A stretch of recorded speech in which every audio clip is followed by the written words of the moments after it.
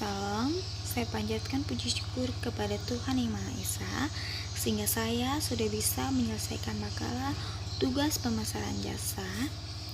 Sebelumnya, perkenalkan, nama saya Yeni.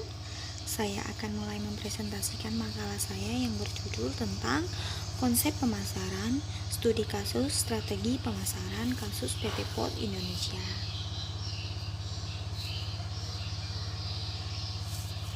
Ya A. Pengertian pemasaran. Pengertian menurut para ahli Muhammad Yusuf Saleh dan Mia Said 2019. Pemasaran adalah fungsi organisasi dan serangkaian proses untuk menciptakan, mengkomunikasikan, dan memberikan nilai kepada pelanggan untuk mengelola hubungan pelanggan dengan cara yang menguntungkan organisasi dan pihak-pihak yang berkepentingan organisasi.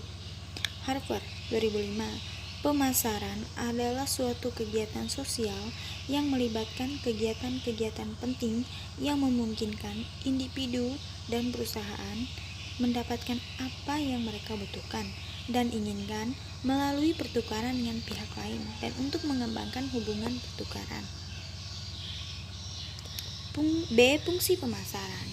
Fungsi pertukaran kegiatan menyangkut pengalihan hak milik dari pedagang dan agen dalam mempertemukan pembeli dan penjual. A. Usaha pembelian dilakukan pada tingkatan dari saluran pemasaran, mulai dari pembelian bahan baku oleh pemroses dari produsen utama sampai dengan pembelian oleh konsumen akhir dari pengecer. B. Usaha penjualan merupakan bagian integral dari fungsi pertukaran. Bagi produsen, memutuskan kapan untuk menjual merupakan bahan pertimbangan pokok pemasaran. Kedua, fungsi fisik. Fungsi fisik pemasaran agar konsumen mengusahakan pembeli memperoleh barang atau jasa yang diinginkan. Yang ketiga, fungsi penyedia sarana menolong sistem pasar untuk dapat beroperasi lebih lancar, serta mengembangkan rencana pemasaran yang tertata dengan baik. A. Informasi pasar. Konsumen dapat memiliki informasi mengenai harga di beberapa pasar. Pemilik bahan baku dapat informasi tentang harga dalam beberapa waktu yang dibutuhkan agar dapat memutuskan produk apa dan berapa banyak yang disimpan di gudang. B. Penanggung risiko untuk menjaga agar bahan baku bisa digunakan dengan baik, agar bahan baku yang disimpan di gudang dapat bertahan lama. Selanjutnya C. Konsep pemasaran. Secara definisi, konsep pemasaran adalah sebuah falsafah bisnis yang menyatakan bahwa pemuasan kebutuhan konsumen merupakan syarat ekonomi dan sosial bagi kelangsungan hidup perusahaan. Yuda Supriyatna dan kawan-kawan 2019. Falsafah konsep pemasaran ini bertujuan untuk memberikan kepuasan terhadap keinginan dan kebutuhan pembeli atau konsumen. Seluruh kegiatan dalam perusahaan yang menganut konsep pemasaran harus diarahkan untuk memenuhi tujuan tersebut. Konsep itu perlu dilaksanakan agar dapat meningkatkan penjualan, yaitu yang pertama, membuat barang yang mudah penggunaannya, yang kedua, mudah pembeliannya, yang ketiga, mudah pemeliharaannya. 3 elemen pokok konsep pemasaran. Yang pertama, orientasi konsumen atau pasar pembeli. Pada dasarnya, perusahaan yang memperhatikan konsumen harus menentukan kebutuhan pokok dan pembeli yang akan dilayani dan dipenuhi, memilih kelompok pembeli tertentu sebagai sasaran dan memilih kelompok pembeli tertentu sebagai sasarannya. Contohnya anak muda. Yang kedua, volume penjualan yang menguntungkan. Harus ada aktivitas penjualan dan promosi agar dapat dikenal oleh konsumen supaya mendapatkan keuntungan atau laba. Contohnya cabang-cabang kantor pos. Yang ketiga, koordinasi dan integrasi. Seluruh kegiatan pemasaran di dalam perusahaan bertujuan agar kegiatan pemasaran dalam perusahaan dapat berfungsi dengan baik untuk mencapai tujuan sistem yang efektif dan efisien dalam perusahaan.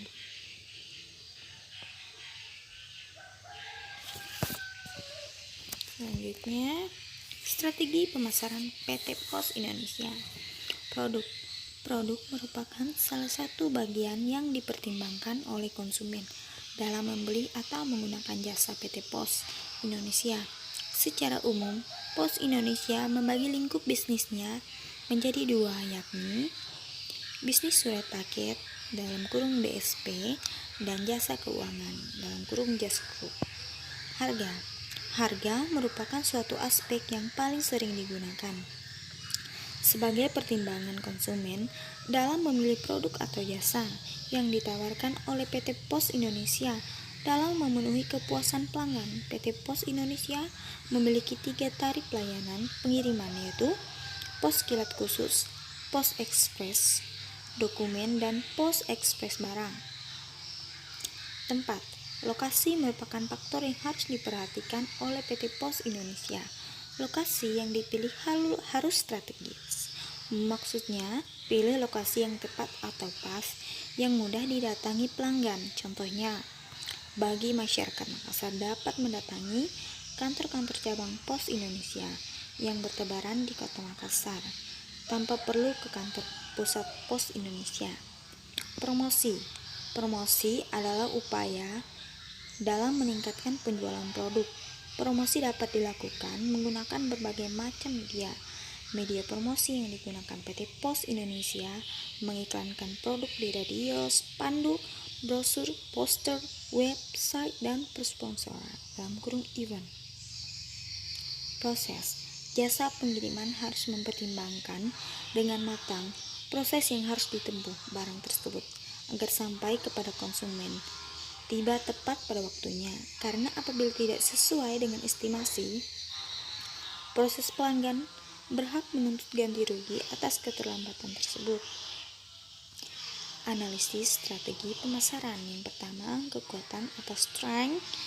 PT Pos Indonesia berkomitmen untuk solusi terhadap permasalahan fungsi logistik pelanggan dengan kerangka kerja yang bersinergi dan bekerja sama untuk mencapai tujuan. Kepercayaan dan kejujuran, saling menghargai profesional adalah budaya yang diterapkan oleh PT Pos Indonesia, berfokus pada penciptaan nilai tambah bagi pelanggan melalui penurunan harga, peningkatan layanan yang lebih cepat dan fleksibel. Yang kedua, kelemahan weakness. Kurangnya iklan publikasi untuk informasi produk karena kebanyakan masyarakat Indonesia masih belum paham dengan cara kerja atau mekanisme dari produk yang ada, sehingga konsumen enggan dalam menggunakan produk yang telah ada. Kebanyakan produk-produk inovasi baru PT Pos Indonesia masih digunakan oleh masyarakat menengah ke atas, contohnya mail online. Terbatasnya jaringan online di masyarakat, itulah yang jadi hambatan karena tidak semua orang memiliki jaringan internet. 3. Peluang opportunity. Jasa antara lebih cepat dan terpercaya di dalam negeri atau secara terbatas ke luar negeri melalui kerjasama dengan pemain-pemain besar, seperti yang dilakukan US Postal Service dengan DHL dan FedEx.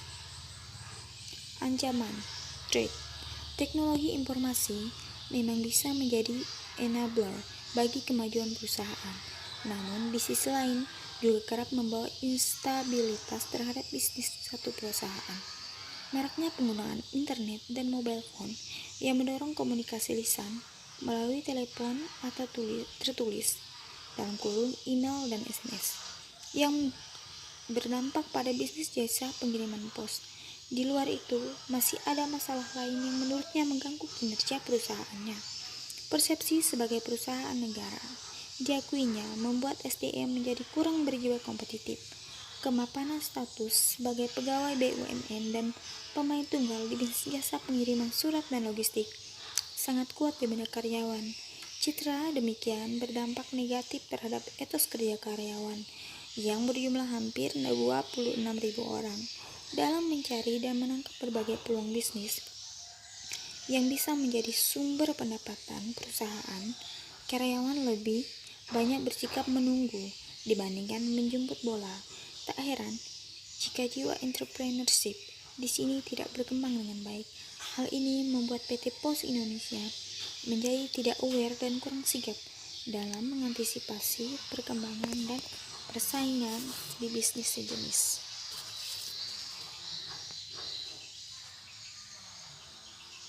Ya, sekian tadi saya. Kurang dan lebihnya saya mohon maaf, dan saya harap presentasi yang saya sampaikan ini boleh menjadi berguna. Sekian, saya tutup presentasinya. Terima kasih.